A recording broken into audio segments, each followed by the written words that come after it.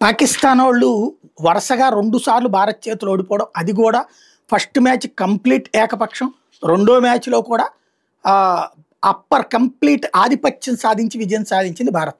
రెండో మ్యాచ్‌లో అత్యుత్సాహానికి పోయి తమ అభిమానుల్ని అలరించడం కోసం అని చెప్పి ఒకడేమో AK-47 లాగా బ్యాటింగ్ చూపెట్టాడు హాఫ్ సెంచరీ చేసినందుకు. ఇంకోడేమో క్యాచ్ పట్టుకుంటే అదేదో విమానం కూలిపోయినట్టు డ్రామాలు ఆడాడు. బట్ భారత క్రికెటర్లు ఎవరు అట్లాంటి దిక్కుమాలిన నాటకాలు ఆడల. పాకిస్తాన్ చాచ్యం దెబ్బకొట్టి టెట్టెట్టెట్ట చూపెడితే పరువు పోతుంది. అట్లాంటి దిక్కుమాలిన పనులు చేయలేదు.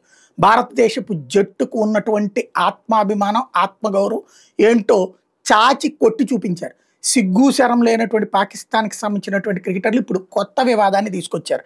ఏంటయ్యా అంటే ఫఖర్ జమాన్ అనేవాడు అవుట్ అయినప్పుడు హార్దిక్ పాండ్యా బౌలింగ్‌లో wicket keeper Sanju Samson catch ఇచ్చి పెవిలియన్‌కి చేరితే ఫీల్డ్ ఎంపైర్ మొదట అవుట్ ఇవ్వలేదు. టీవీ ఎంపైర్‌కి రెఫర్ చేశాడు. అక్కడ దాన్ని సమీక్షించి అవుట్‌గా తేల్చారు. అయితే బంతి నేలను తాకినట్టుగా కనిపిస్తోందని, వికెట్ కీపర్ చేతి వేళ్ల మీదే ఆ బంతి పడినట్టు వీడియోలో స్పష్టంగా ఉంది. కానీ నేలను తాకినట్టు మాకు కనబడుతోంది. అది వాళ్ళకి కనబడట్లేదు ఐసీసీ వాళ్ళకి అంటూ షాహిద్ అఫ్రీది దగ్గర నుంచి ఇప్పుడు వరుసపెట్టి పాకిస్తాన్ క్రికెటర్లు రచ్చ చేస్తున్నారు. అతనే ఉండుంటే గనక గెలిచేస్తది అన్నటువంటి దాన్ని బిల్డప్ డైవర్ట్ చేసే ప్రయత్నం చేస్తున్నారు.